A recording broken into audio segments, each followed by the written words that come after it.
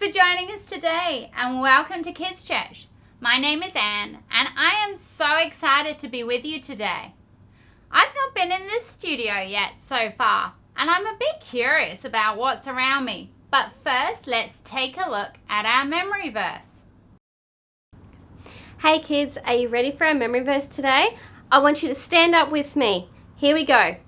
I walk by faith and not by sight. 2 Corinthians 5 verse 7. I'm going to do it again. I want you to copy me. Ready? I walk by faith and not by sight. 2 Corinthians 5 verse 7. How did you go? Let's try it one more time all together. Here we go. I walk by faith and not by sight. 2 Corinthians 5 verse 7. Have you got the memory verse? I hope you have. So, the studio here does look a bit different. Not nearly as technical as it was before. It's rather interesting to see what's in here. Someone planned a whole load of things. Look at that. I'm a bit curious about what this does. But then down here, look, there's some sand. I wonder whether we're going to be looking at something to do with the desert. And then little bits of brick. How strange. And then a trowel and, oh, big bricks. What's happening? Hello there. Sorry, I don't want to lose my counter bricks. I don't lose the counter bricks. The masters demand that our team have to make 2,000 bricks. It's hard work. My hands are calloused. We start work at dawn and then work right the way through till the sun goes down. It's all I've ever known. I started making bricks when I was 13. My father made bricks. His father before him made bricks. I'm not sure how many generations we've lived here as slaves now. There was a time, my father talks about it all the time, of how we were a free people when Abraham heard from God. There was the promise of being a great nation. The things God did for Abraham, for Isaac, and his son Jacob. It doesn't seem to make any difference now. All we do as slaves is work, work, work. There's lots of us, but I'm not sure you call us a great nation. We are totally in the hands of Pharaoh. And he, for one, does not like us. Oh no. Gone are the days of Joseph, who found favor with the Pharaoh then. Anything that this Pharaoh can do to make our lives harder, he'll do. I wonder whether God has forgotten his promise to Abraham. The God of Abraham, Isaac, and Jacob seems a really long way away. I can't see where his hand is upon us right now. But perhaps one day he'll remember us.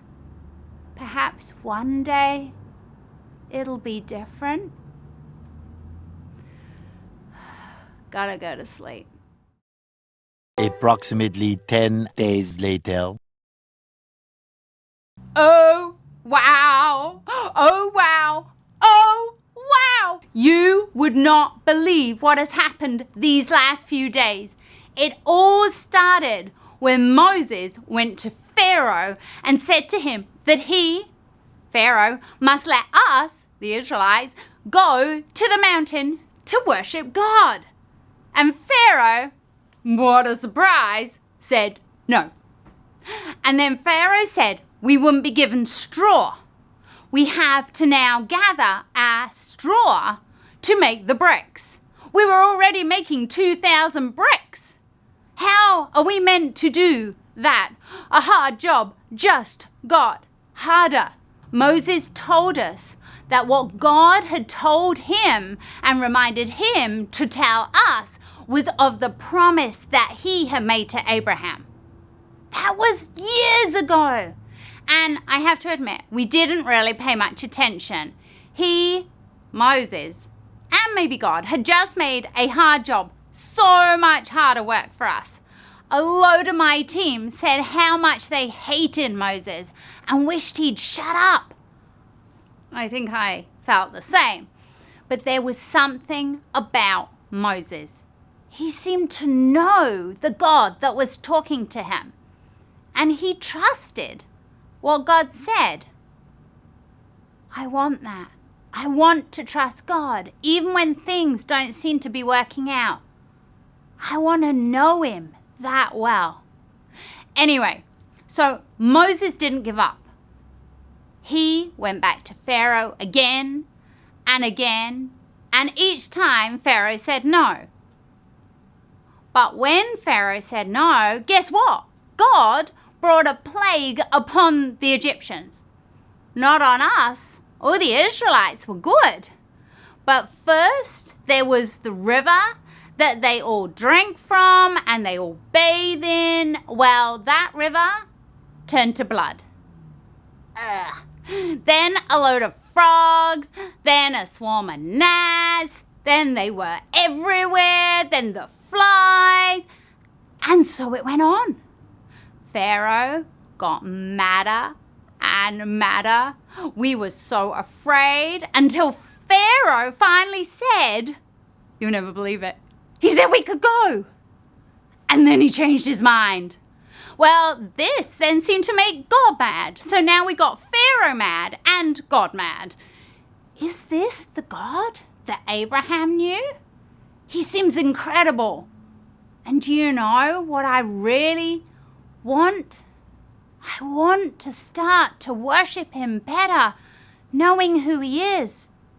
Because I feel like I can see him now. Which is strange when the plague today is darkness. But I'm not afraid anymore. I'm kind of strangely excited. Well, what a change those days made for that Israelite.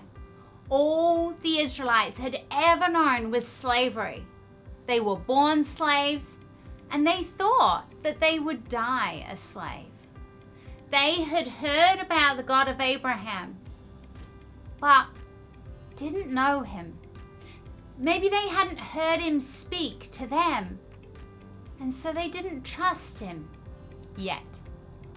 But as the Israelites saw how Moses knew God and trusted him, that Israelite wanted the same thing. We have an incredible privilege in that we get to come to church, hear about God. But today I want to ask you, do you actually know him? Not just do you know about him, but do you know his voice?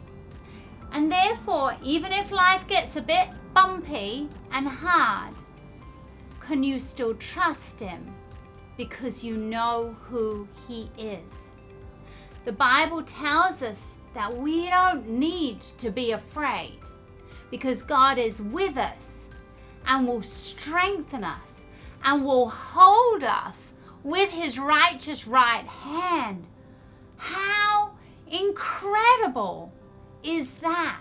Do you know the God who holds you? Do you know the one who is safe, and therefore that there's a confidence and a certainty in you? What a security does it put in your life when you know that you know the one who holds you? How safe does it feel knowing the one who holds you? God. is the one who holds you, and He is the one who created you. And remember, He knows everything about you.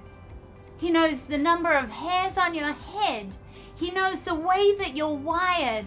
And even more than all of that, He gave His Son's life to die that you could know Him. So when you are spending time, whether it's in kids program or whether it's with those who are around you, why don't you just share with them what you know of your God? Who is He? Who have you seen Him to be? And what have you trusted Him with? And you've seen Him faithful. So what about you?